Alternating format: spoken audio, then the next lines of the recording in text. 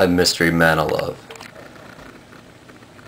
How has the pickup arts changed my mindset? Honestly, I don't even know where to begin with this question, but I'll give it a good try. First off, the reason I started doing this, I've read like few articles here and there about how to attract women and stuff like that. I read books, and all those books were pretty much a waste of time. And I realized that. It wasn't really until I read the game that I started saying, oh my gosh, there's a wonderful way that really clearly explains step by step how to do these sort of things that these guys naturally do. For example, the jocks in high school that always attracted the cheerleaders, the way they talk and stuff like that. Well, I started in high school, as early as high school, to really get the idea down. My first theory was, well, if I talk to more women, I'll understand them better, and therefore I'll be able to get with them better and stuff like that. And it only worked to a degree. It did work. It was wonderful, but I had more friends that were girls than girlfriends when I was in high school. I was still awkward and creepy at times. I still was very nerdy, very geeky, very unsociable. And I think I can relate to that. And that's exactly why the game is so important, because the game really does show the whole transformation process of one person, not just one person, but many people, this entire community that came about because of men that had the desire to succeed, and something that's so fundamental, that's so important, which is, it really comes down to sexual choice. Like, I don't sleep with every woman that I meet. That would be sleazy. That'd be trashy, if you will. But at least I have the choice, and that's what matters.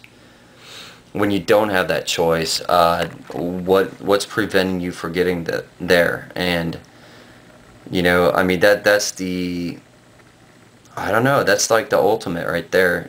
Finding what you truly desire in life. I have always desired women. I have always loved women. I have always adored women. And so, well, I had to start from, I had some humble roots. I had some humble beginnings. I learned a lot, but I still didn't, I was at a standstill for such a long time. And some of the stuff that I read out of the book, from the game, I'm like, oh, I'll try that. I don't know if it'll work, but let's try it. Some of the theories sound like they could work. So I tried it. I tried negging. I tried, various things. Opening a girl with a neg, so to speak, a negative compliment. And that really did get me down. The mystery method does have a lot of great structure, but I still didn't feel comfortable. For example, Neil Strauss in the game justifies quote-unquote actively deceiving, because the girl's drunk, she's not going to remember anyways, and girls do the same things to attract guys. They don't necessarily tell you the truth, but they say things that make themselves look better. And Neil Strauss argues that you can do the same thing with women, because women use it too. And I agree with that, but that's not real. I mean, that can only get you so far. I mean, what it really comes down to, like he emphasizes in his book, is a deep need of change, a deep need of wanting to belong to a social group, people, talking to people, be more sociable, a deep change from within, knowing what you want, having an active lifestyle, doing things that make you who you are. And some people don't really know who they are. So, I mean, the game for me has been the most transformative piece of work. I can't deny that book and say, well, I'm a self-made man. I don't think anybody's a self-made person. It's the conditions that surround them, and I definitely surrounded myself with the conditions that make me successful as a human being. Of course, women is not my only passion. That would make my life very empty and meaningless, as it should. You know, but I mean, if I wanted the choice to have kids or get married, I mean, it's definitely a lot easier now than, you know, before. And I think that's very, very important, and that's something you got to be able to teach your kids.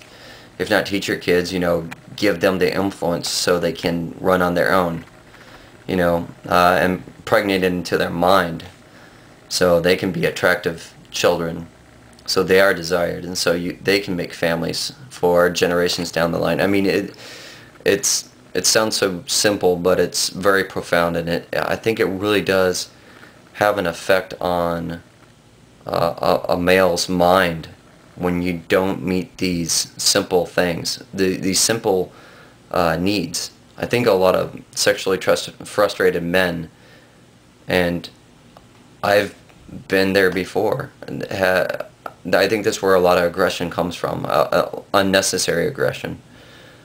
You know, you can suppress it with drugs and alcohol too, but I mean, this is natural, this is legal. And yeah, it's changed my life in tremendous leaps and bounds. It's given me courage, confidence, and it's given me wonderful tools to live life by. I mean, the basic principle that I live by is you only live once that you know of, so you might as well enjoy it. Because if you don't, it's really gonna pass you by, and you gotta find out how you're gonna enjoy life. You know, there are physical things that you're gonna have to do in order to enjoy life, whether it's traveling, whether it's reading a book, whether it's, you know, I mean, you have a basic love for life is so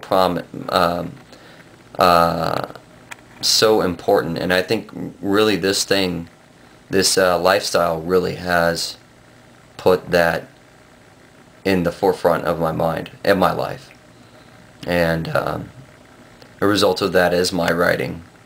A result of that is my videos. It's the love for life. And if you don't have that, you don't have much to live for.